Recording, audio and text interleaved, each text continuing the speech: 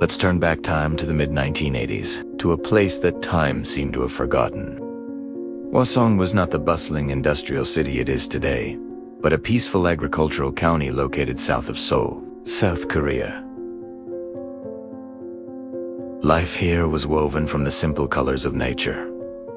The green of rice paddies stretching to the horizon, the brown of fertile soil, and the golden yellow of bountiful harvests. The rhythm of life was slow and steady, tied to the cycles of the earth. The people were simple, honest farmers, accustomed to toiling from dawn till dusk. In the morning, they went to the fields. In the evening, they gathered for family dinners. The sense of community was strong. Doors were left unlocked, and everyone knew each other by face and name. In this idyllic setting, crime seemed like a distant concept, something that only existed in movies or on the news from big cities. No one, in their worst nightmares, could have imagined that on these winding village roads, amidst these familiar fields, the most horrific nightmare in South Korea's criminal history was about to unfold. A phantom was quietly rising from the darkness, bringing with it immeasurable brutality, and it would turn the name Hwaseong, once synonymous with peace, into a symbol of Farah, painful scar that would haunt an entire nation for over 3 decades. This is not just a story about a serial killer. This is an indictment of a 33-year-long manhunt, a chronicle of the efforts and the fatal mistakes made during the investigation. This is a story of the unending pain of the victims' families, of an innocent man abandoned by justice, and of a horrifying truth brought to light by the power of science, at a time when everyone believed that justice had fallen asleep forever. It all began on a chilly autumn morning, September 15th, 1986. The early cold seemed to carry a bad omen. On a grassy field near the town of Tianup, a local on their way to work stumbled upon a horrific sight. The body of Ms. Lee Wanim, a 71-year-old woman, was found. She lived alone and was on her way home after visiting her daughter.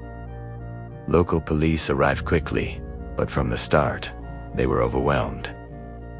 Accustomed only to handling petty theft, a brutal murder case like this was beyond their capabilities. Initially, they assumed it was just an isolated robbery murder, possibly committed by a drifter.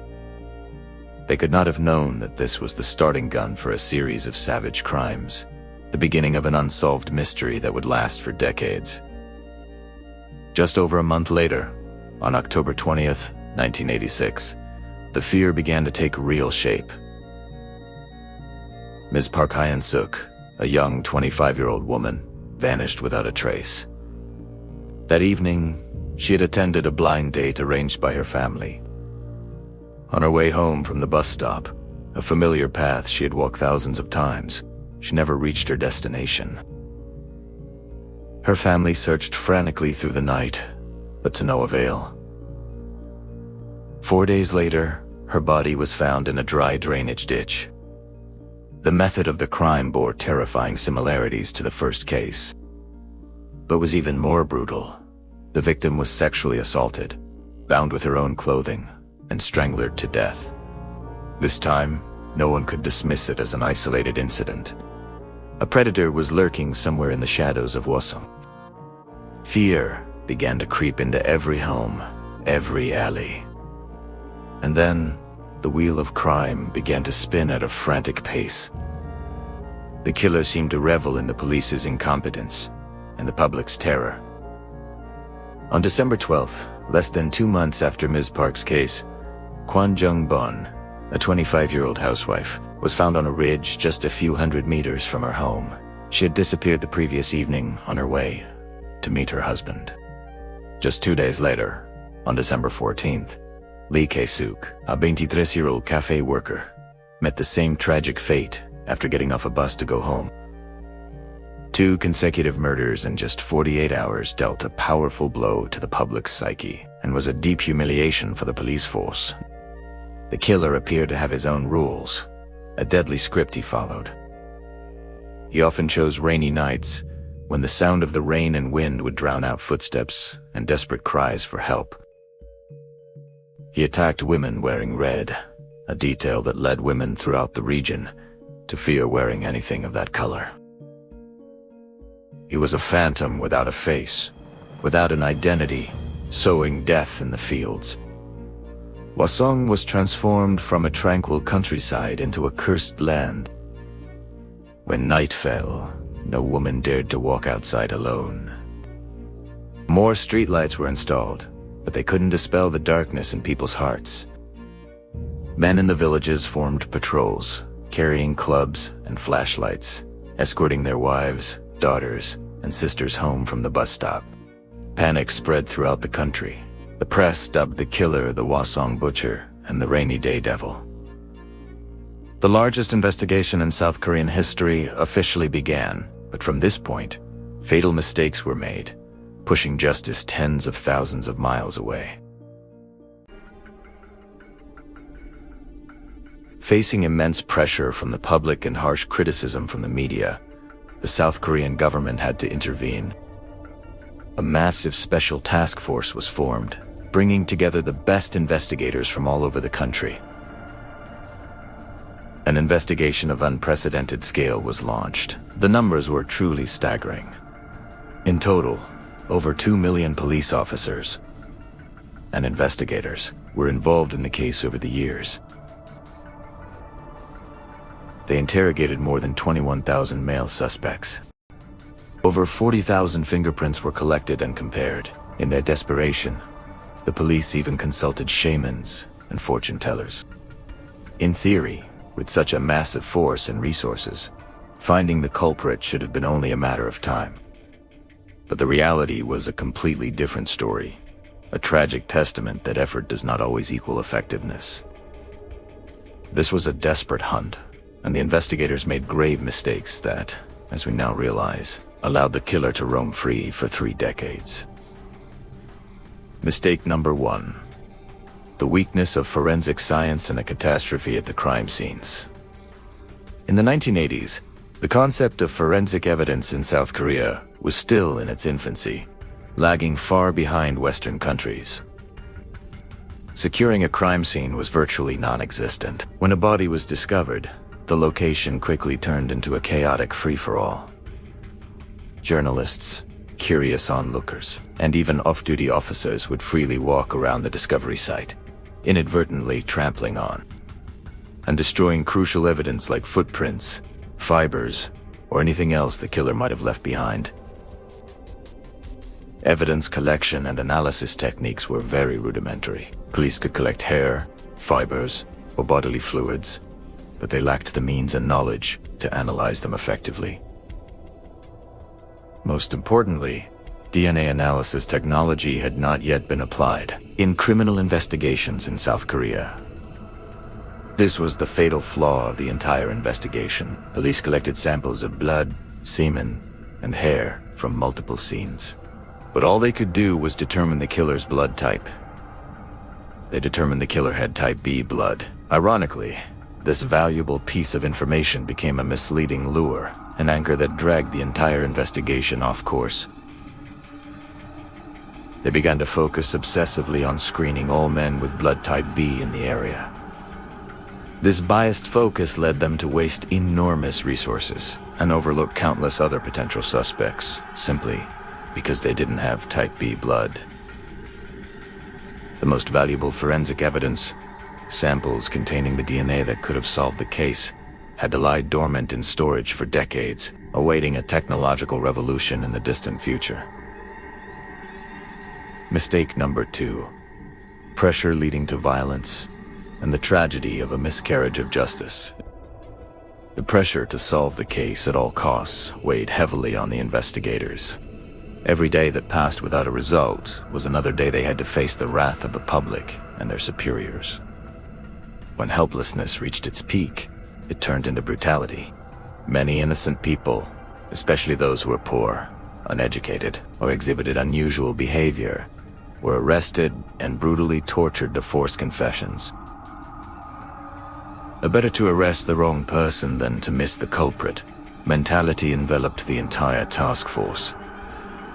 They were starved, deprived of sleep for days, and savagely beaten. And the most painful tragedy, a classic case of wrongful conviction in judicial history, was the case of Mr. Yoon Sung-yu. In 1988, after the killing of the 8th victim, 13-year-old Park Sang-ki, the police were in a state of frenzy. They needed a culprit, and they found Mr. Yoon, a 22-year-old man with a limp from childhood polio, who worked as a mechanic in a small workshop. He was a perfect target, poor, uneducated, and introverted. Police arrested him without clear evidence, based only on baseless rumors. After days of being tortured with the most barbaric methods, Mr. Yoon's spirit was completely broken. He was forced to sign a pre-written confession, admitting to a crime he did not commit.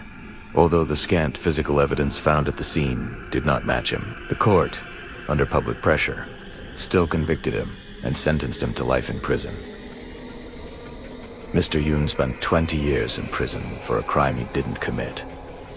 Justice not only failed to find the guilty party, but it also cruelly punished the innocent.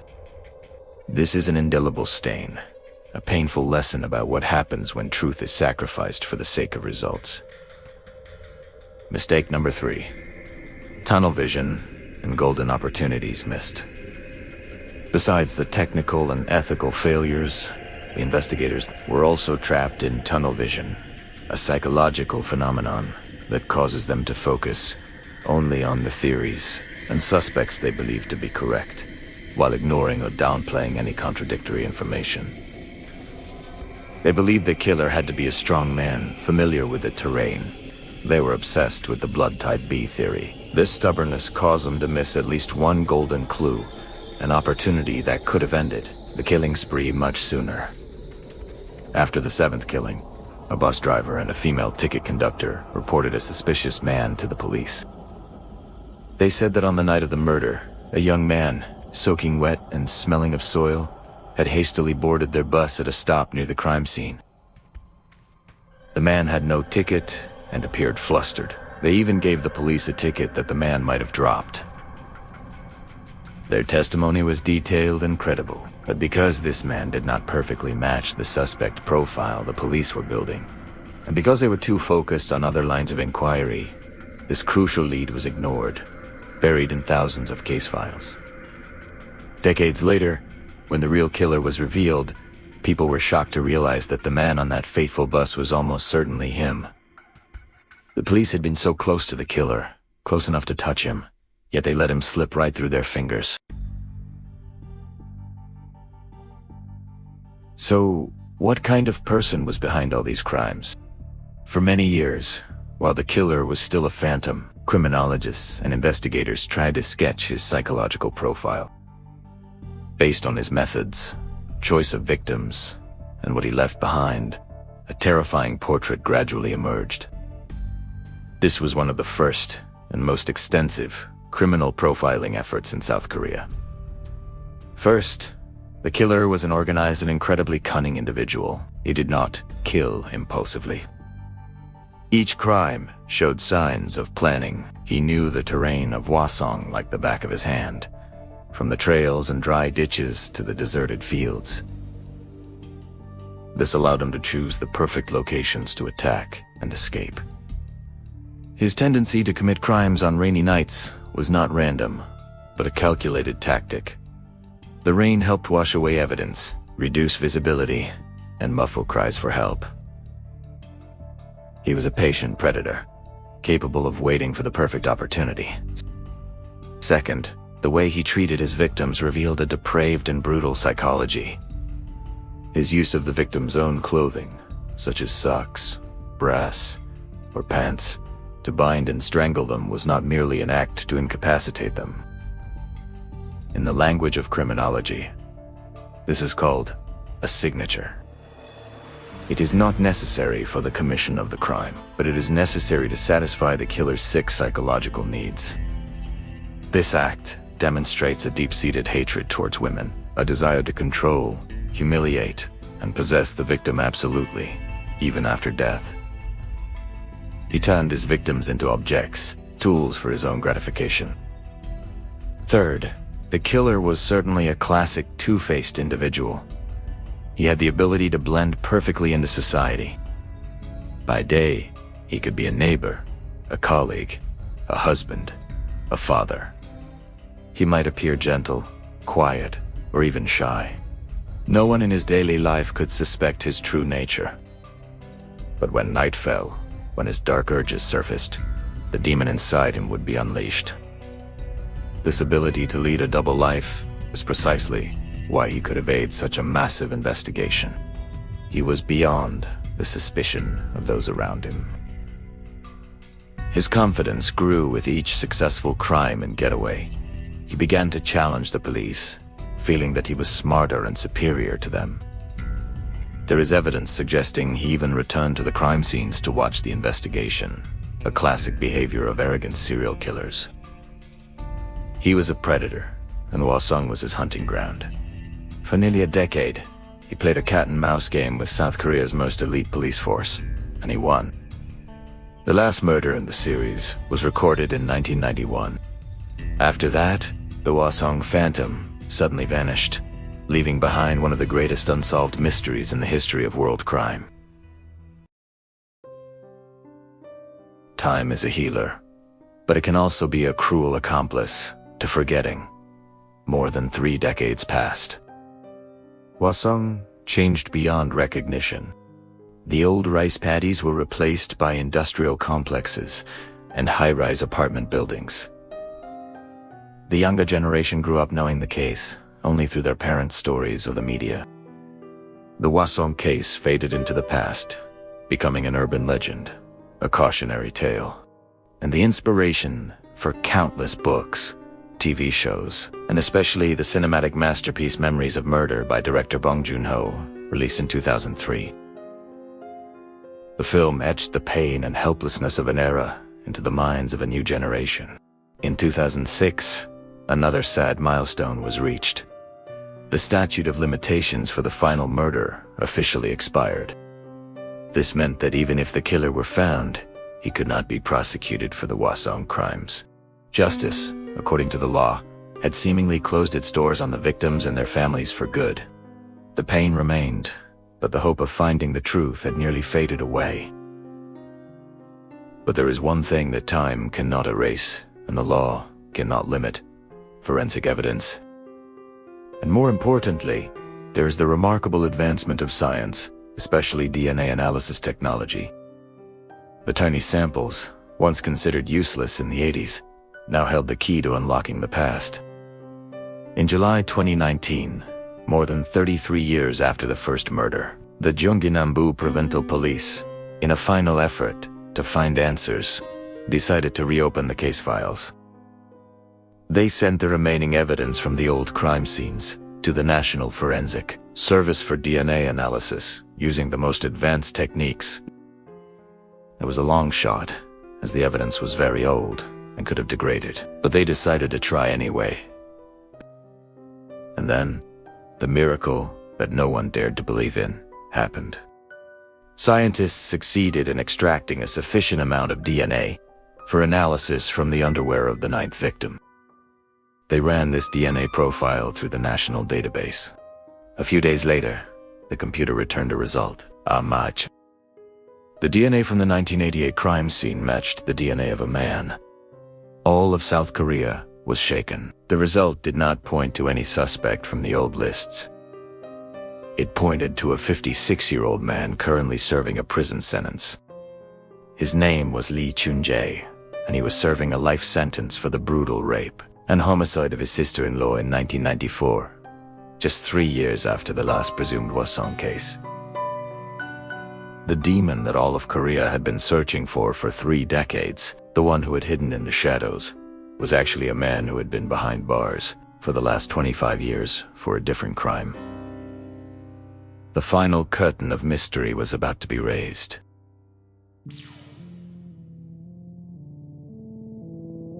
The news of a suspect being identified caused a media earthquake. For the first time in over 30 years, the hope of finding the truth surged powerfully. The police force, Now, with a new generation of investigators and criminal profilers, began to interrogate Lee Chun-jae. The confrontation the entire nation had been waiting for finally took place, not with clubs and torture as in the past, but with science and psychology. Initially, Lee Chun-jae, a middle-aged man with an appearance so ordinary it was harmless, steadfastly denied the charges. He denied any connection to the Hwaseong cases. He appeared calm, even smiling. But the investigators were well prepared. They did not lose their temper. They were patient, talking to him, showing him old photos and crime scene maps. And then they played their trump card, the irrefutable DNA evidence. They explained to him scientifically that his DNA was found on the victim's body. His wall of defense began to crack. After 9 intense interrogations, on October 1st, 2019, Lee Chun-jae finally bowed his head and confessed. And his confession was more horrific than anything anyone could have imagined.